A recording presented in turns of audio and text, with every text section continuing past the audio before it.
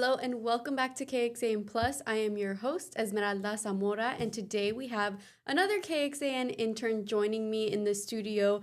This time we have Samantha Gutierrez. Samantha, thank you so much for joining us. This is your first internship here at KXAN. How was it? It was great. I really enjoyed my summer. Everybody was super welcoming, always giving me their time and giving me great advice. I can't have no complaints. Well, walk us back. When was your first day here at KXAN? So my first day was back in June, and it was right before the No Kings protests spurred around Texas. So I really got into it, and a lot of things started happening really quick. It ramped up really fast. Yeah, 10 toes down. A lot of things happened throughout your internship. And from what I've heard, you've tackled it on so gracefully and taken all the challenges that have come your way. One of those was writing an article that you also created a story package for. Tell us a little bit about that. Yeah, so the motivation really came from university. I took my first college AI centered course. And I'm at a really interesting point because everybody after me will have learned AI in school, and everybody, before me didn't get the opportunity to learn about AI in school. So that's really why I wanted to talk about AI in education, and I got to learn some very interesting things. You know, AI has been a pretty hot topic amongst all of our interns here. Everyone's interested in learning about it and diving more into the statistics behind it and all of the laws that come with it. You created an entire package just on this story. I have it here. Let's go ahead and listen to it, and we'll be right back. Just last year, school districts were warning students not to use AI tools for school. But now, those tools are building lesson plans. Around the country and here in Texas, schools are starting to rethink the role of AI in the classroom, from personalized instructions to lesson planning support for teachers. I mean, AI is going to be almost in every industry moving forward, right? It's just a matter of time. So we definitely want our students to have access to AI and also use AI because we believe that will really set them apart. In Round Rock ISD, Superintendent Dr. Hafez Zaiz is part of a growing shift in mindset, moving past the fear of AI. We can't do the same thing that we've done for 50, 100 years. Our kids can jump onto TikTok and scroll through, and I guarantee you that algorithm is going to personalize what they're seeing. So why shouldn't our education personalize what they need? Gaston Griffin works with Studient, a platform that uses AI to replace a full day of learning in just 2 hours of focused instruction. Other tools like Magic School AI are used by teachers, helping automate lesson plans, emails, and rubrics, giving them more time to focus on students. An educator is really a person that comes into the life of a child and inspires thinking, inspires hope, inspires joy of learning and creativity. And AI cannot do that no matter how many prompts you give it. AI isn't widespread in Texas classrooms just yet, but the shift is underway. We're not a district that we're going to say no AI. It's just we need to figure out the policy around it and how to use it within the legal framework, if you will, and ethical framework. School districts like Round Rock ISD are still shaping their policy, but one thing is clear: AI is finding its way into the classroom. In Austin, Samantha Gutierrez, KXAN News. Great job, Samantha. That was an awesome story. Let's go into it. Let's dive into it. So you chose this topic.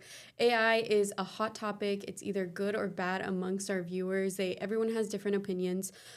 We're specifically talking about it entering the classrooms. Why is it entering the classrooms now, and what sprung the idea?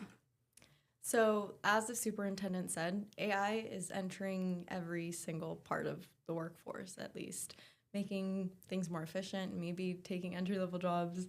AI is scary, people are scared, but we need to prepare future generations, and that's what it comes down to, and that's what he said. He believes that it's going to be a leg up for students to have practiced it in school, and that's why they're focusing on implementing it. And AI is already helping, test grade tests like the STAR testing. It's grading parts of that. So now they're just moving it on to helping teachers build lesson plans and things like that. So it's making its way, and why? I guess to make it more efficient. Yeah, you touched a little bit on how AI is being used in the classroom, are there any other ways or examples you can explain to us? Yeah, so there's this private school. Usually, private schools are the ones that are going all in with AI. And there's one in specific that is basically turning what, instead of it's a teach all method right now, one teacher in front of a classroom of 30 students teaching reading. Now, AI is facilitating it so that it's a teach each method. And the AI is learning how students learn, at what pace they learn. And for students that are going more advanced, they're learning at a 7th grade level when they're in 5th grade. So the AI can really go with the student's pace, and it's not a teacher that's catering to 30 students on all different levels. It's an AI that is personalized to each student. So it's an interesting concept. Yeah, it definitely is really interesting in how different it can be implemented in all kinds of classrooms. You spoke with the school. What was the reaction from the school? Are schools excited about this? Are they worried? What do you think? Well, they're definitely cautious. Schools want to facilitate teachers' jobs. That's what it came down to for the superintendent. He said teachers work sometimes out of their working hours, testing, grading tests, and making lesson plans. So he hopes that the AI can give time back to teachers so that they could focus on students. But he did bring up a great point. School districts need to make policy around AI and make sure that they're using it ethically. That's right. I did hear that at the end of your package. My next question is, are there any concerns amongst these schools or these educational leaders?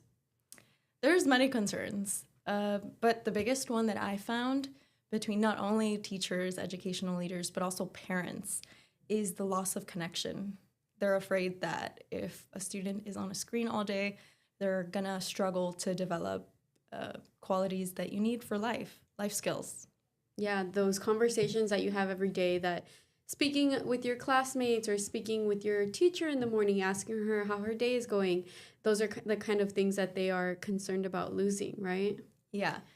Yeah, and not only that, but giving and receiving feedback. It's not the same when you're getting it from an AI than when you're receiving negative feedback in, face to face. So, yeah, as a student yourself, what do you think about it? Okay, so as a student myself, I cannot imagine learning fully from an AI tutor. That's really hard for me to wrap my head around because I like the traditional, I can go up to my teacher and ask a question. Now, the results that we're seeing, some kids are learning 2 times what they would learn in 1 year. They're learning what they would learn in 2 years in 1 year. So if I could go and make myself little right now and go into one of these schools that's turning a 6-hour day of school into 2 hours, and I'm learning what I learned in 1 year in 2 years in one, I would do it, maybe. Maybe that would get me a leg up and I would learn faster.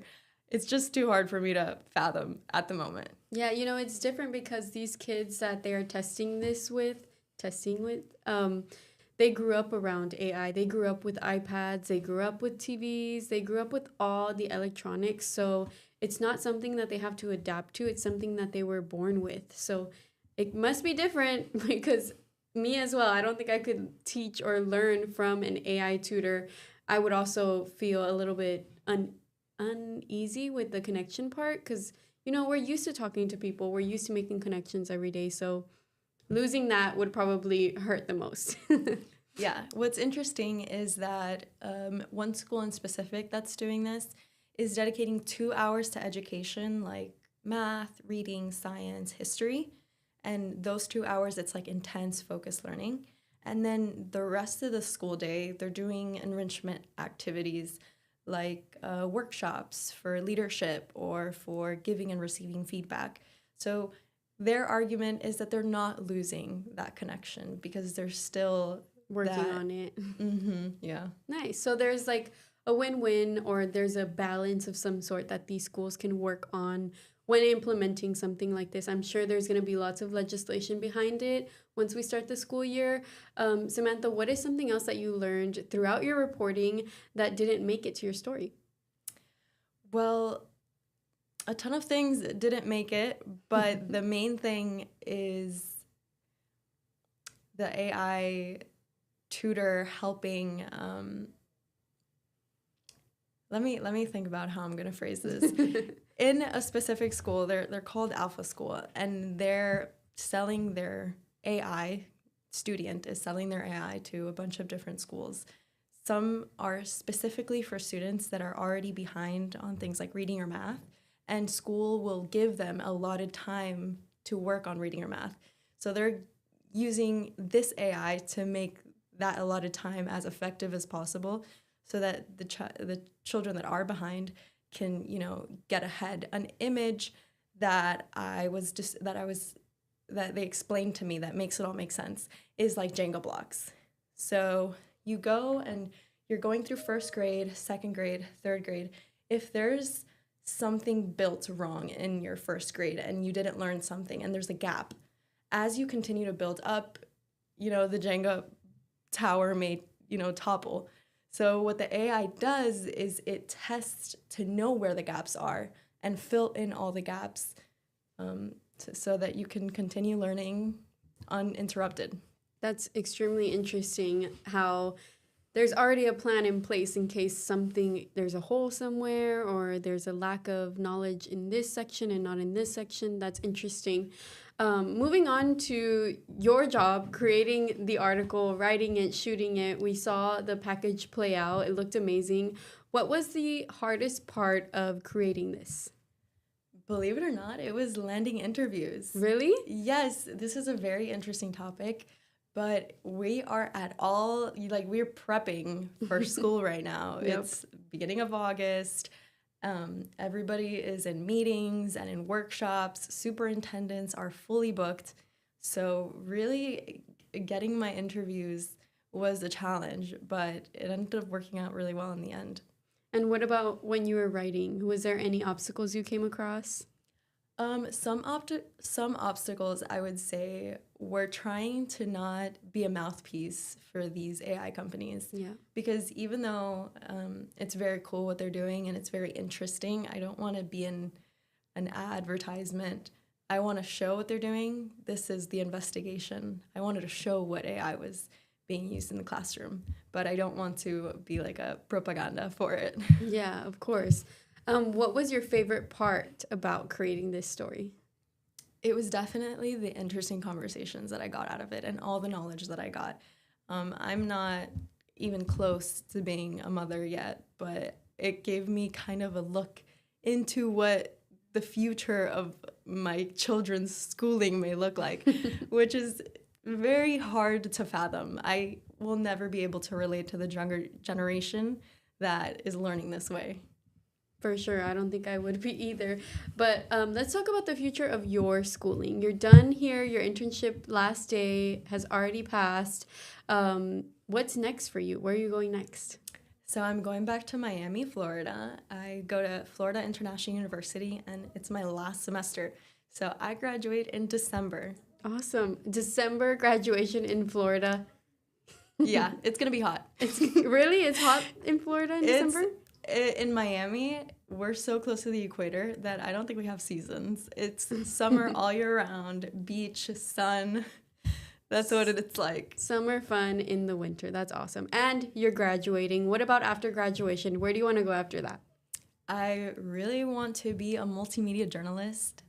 I have my eyes set in Florida, close to home, either Fort Myers, Jacksonville, West Palm Beach. That would be the best. I would love to work at West Palm Beach, 1 hour away from my house, but we'll see. I don't know where I'll be in January. Well, we're sending you all of the blessings and all of the luck. Thank you so much for all of your hard work here at KXCN throughout your internship, helping us during the good and during the bad. I'm sure you had an experience of a lifetime here during your short time. Breaking news is everywhere and it happens at any second, so always remember that. Thank you for joining me here today. I hope that your article reaches as many people as we can get it to reach. Let me pull it up. I'm trying to pull it up and talk at the same time. I have your article here, and it's already published. If you're interested in reading Samantha's article, it's titled AI in Education is Gaining Ground in Texas Classrooms. It's published on our website, kxan.com. You can find it on the homepage. Samantha, what can our readers find in this article that we maybe didn't touch on during our stream? Well, you're going to find links to all the AI tools and be able to explore them yourself because it's so extensive. I wasn't able to go through all of it, but these AI tools are very interesting, and you're going to see what teachers use versus what students use, and it's a good read. Yeah, it's a great read. It's got photos, it's got links, it's got all the information that you need if you want to catch up or learn a little bit more about AI in the classroom. Again, thank you, Samantha, for writing this amazing story for us and shooting that package. And we will see you in the future. Thank you. Thank you.